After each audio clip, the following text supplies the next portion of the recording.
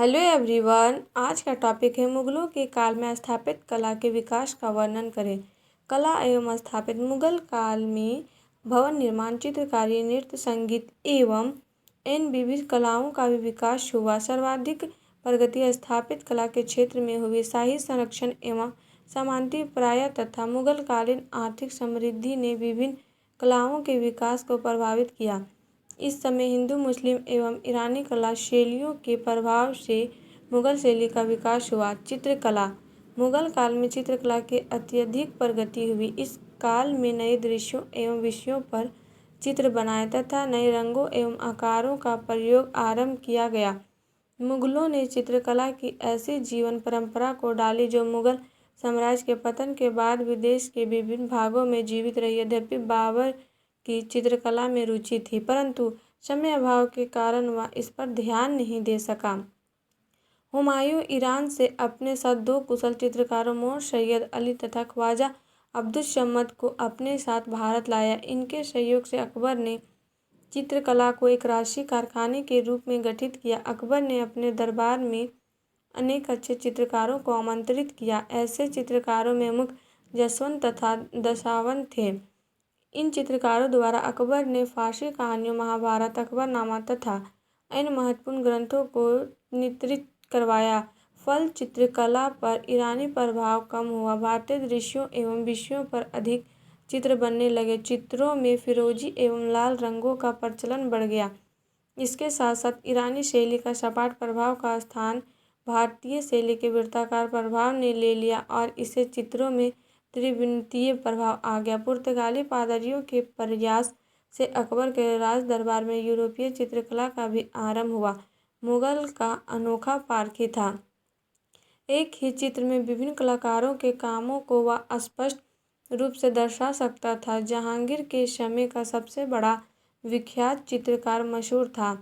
जहांगीर के समय में शिकार, युद्ध एवं राज दरबार के दृश्यों के अतिरिक्त मनुष्य एवं पशुओं के भी चित्र बनाए गए। जहांगीर के बाद चित्रकला में गिरावट आ गई। इसका मुख्य कारण शाहजहां की स्थापित कला में अधिक कवि एवं औरंगजेब की धार्मिक कट्टरता थी। फलतः मुगल दरबार के चित्रकार विभिन्न राजघरानों के दरबार में चले गए। इस प्रकार शाही मुगल चित्रकला के स्थान पर अब क्षेत्रीय चित्रकला का विकास होने लगा। राजस्थान और पंजाब की पहाड़ियों में कला के विशिष्ट शैलियों का उदय हुआ। राजस्थानी शैली जैन एवं मुगल कला का सम्मिश्रण थी। इन दो शैलियों में धार्मिक विषयों के अतिरिक्त प्राकृतिक दृश्यों एवं विभिन्न रंगों पर आधारित चित्र बनाए गए। संगीत कला।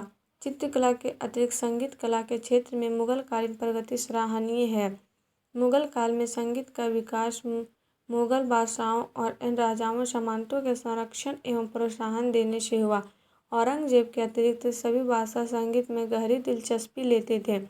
बाबर और हुमायूं दोनों ही संगीत प्रिय थे। हुमायूं ने माई से बच्चा नामक संगीत की बुलाकर अपने में रखा। अकबर के समय में संगीत का सर्वाधिक विकास हुआ। उसके दरबार के अनेक हिंदू, मुस्लिम संगीत थे। इन सभी संगीतों में अग्रणी तानसेन था।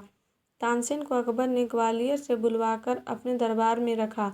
तानसेन ने अनेक नए रागों का प्रचलन आरंभ किया। अकबर के समय के अन्य प्रमुख संगीतकारों में अब्दुल रहीम खनखाना का नाम विशेष रूप से उल्लेखनीय है। समय में मालवा संगीत का एक विख्यात केंद्र था। वहाँ के शासक और रानी रूपमती नृत्य संगीत में निपुण थे। जहांगीर के समय में खायन, शाहजहां के समय में खुपद गायन विख्यात हुआ। शाहजहां के समय का गायक जगन्नाथ था। औरंगजेब ने संगीत पर प्रतिबंध लगा दिया। फिर परिवाद संगीत पर कोई रोक नहीं लगाई जा सकी। वह समय अच्छी बीना बजाता था। हरम की रानियों एवं सरदारों ने संगीत को बनाए रखा। इसलिए भारतीय शास्त्रीय संगीत पर फारसी में सबसे अधिक पुस्तकें औरंगजेब के समय ही लिखी गई। उत्तर मुगल कालीन बादशाहों में संगीत को सबसे अधिक प्रश्न मोहम्मद शाह रंगीला ने दिया। राजदरबारों के अतिरिक्त भक्त, संतों एवं कवियों ने भी संगीत के विकास में योगदान दिया। अन्य विविध कलाएं। चित्रकला एवं संगीत कला के अतिरिक्त मुगल काल में अन्य विविध कलाओं का भी विकास हुआ। संगीत की सहायक कला के रूप में नृत्य कला का विकास हुआ। राज दरबारों एवं सामंतों के महलों में सुंदर और कुशल नृत्यां गायन रहती थी। वेश्याओं ने भी नृत्य कला को बढ़ावा दिया। औरंगजेब के पश्चात मुगल दरबार नृत्य संगीत का अखाड़ा बन गया। मुगल काल में सुलेख की कला भी विकसित हुई। पुस्तकों को जल्दी सुंदर अक्षरों से लिखकर चित्रित कर उन्हें सजाया जाता था।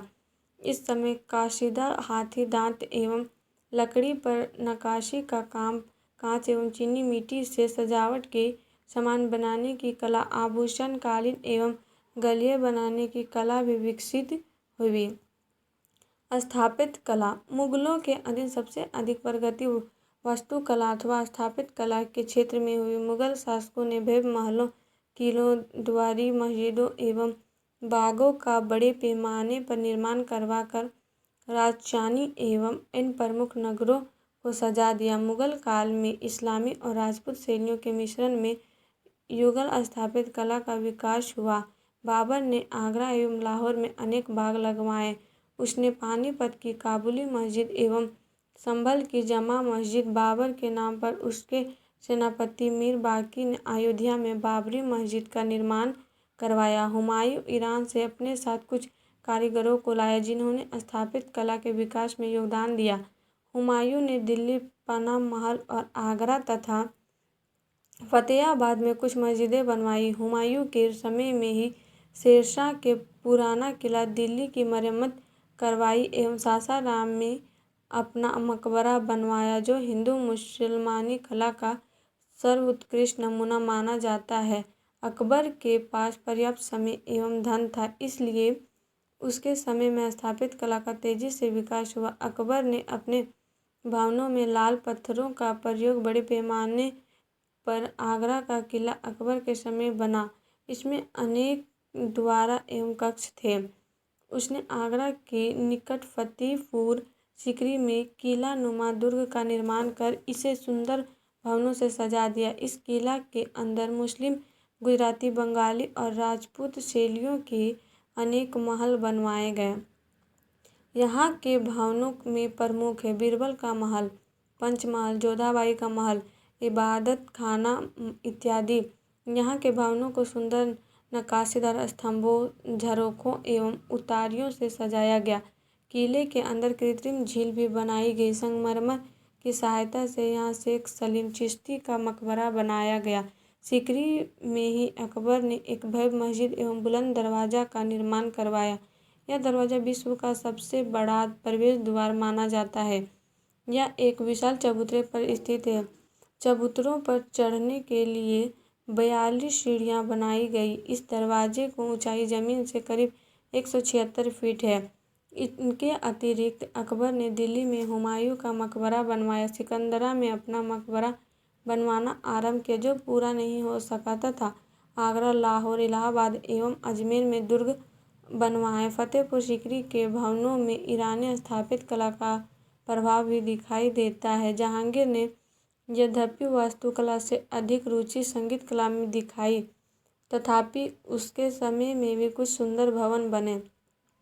जहांगीर के समय नक्काशी भी की गई। जहांगीर ने सिकंदरा स्थित अकबर के मकबरे को पूरा किया।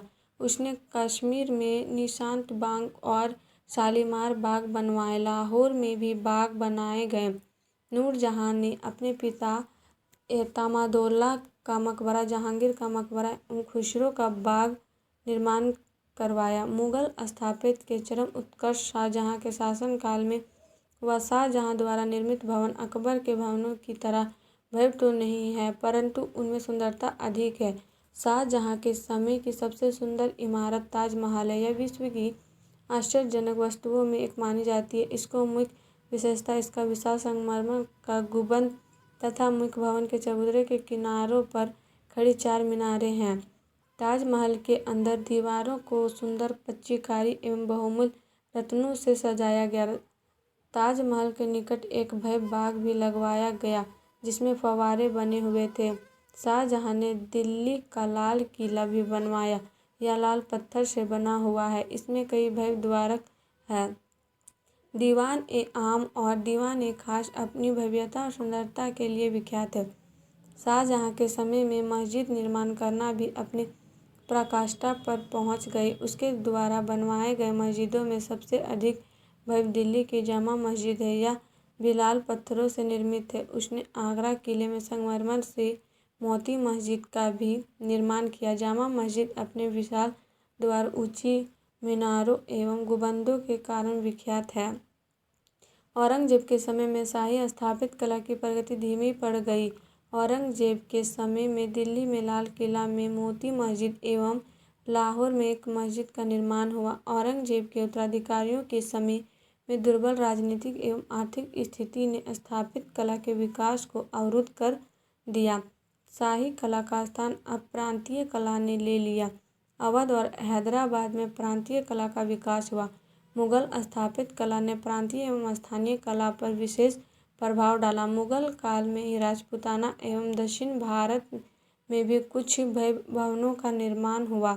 इसी समय ग्वालियर का मान मंदिर, वृंदावन का गोविंद देव का मंदिर, जयपुर का हवा महल, बीजापुर का गोल गुंबद और अमृतसर का स्वर्ण मंदिर बना। स्वर्ण मंदिर भी गुंबज तथा मोहराब के सिद्धांत पर बना था और इसमें मुगल वास्तुकला की परंपरा की अनेक विशेषताओं का उपयोग किया गया। और आप लोग को वीडियो अच्छी लगी तो please like and subscribe my YouTube channel and share ज़रूर करें।